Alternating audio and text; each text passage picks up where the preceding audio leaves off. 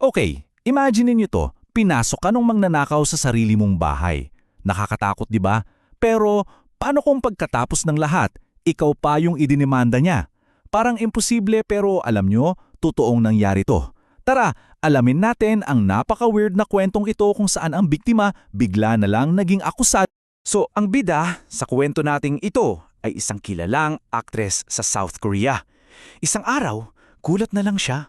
Bigla siyang sinampahan ng kasong attempted murder. Grabe, di ba? Isang akusasyon na pwedeng sumira sa buong career niya. At dito na nagiging wild yung kwento. Sino ang nagsampa ng kaso sa kanya?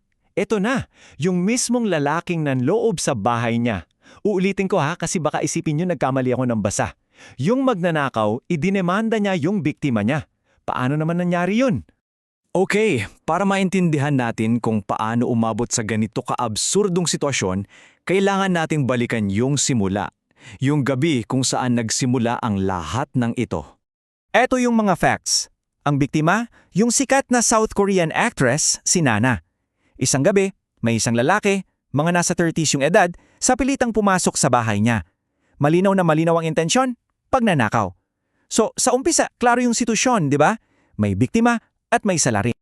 Akala ng lahat, dun na matatapos yung kwento. Arestado yung magnanakaw, tapos. Pero hindi.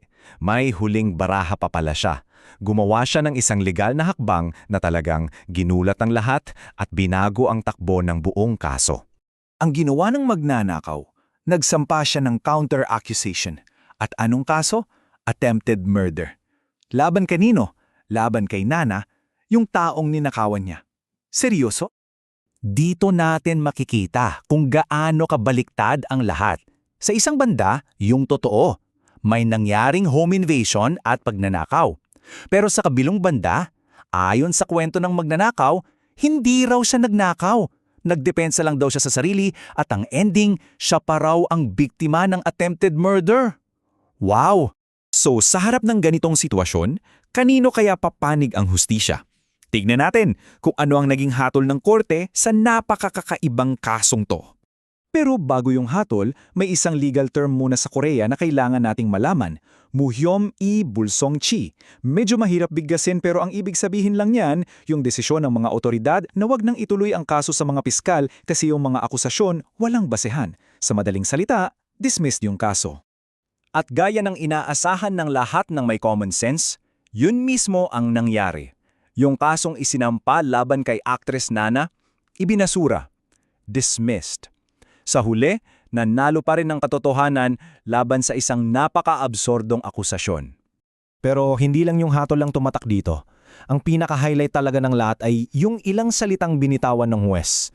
Mga salitang parang mas mabigat pa kaysa sa mismong desisyon ng korte. Ito ang sinabi ng huwes sa magnanakaw. Ibchang bako sengkakebora.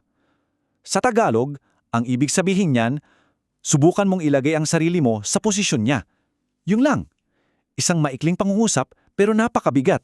Kasi yung simpleng pangungusap na yon, ang dami niyang sinasabi.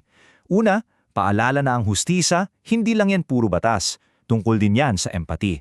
Pangalawa, ibinalik niya yung focus sa totoong biktima, kay Nana, at sa trauma na pinagdaanan niya. At pangatlo, parang isang malakas na sampal ng common sense na siyang tumapos sa buong kabaliwanan na to. So ang kasong to, iniiwan tayo na may isang malaking tanong.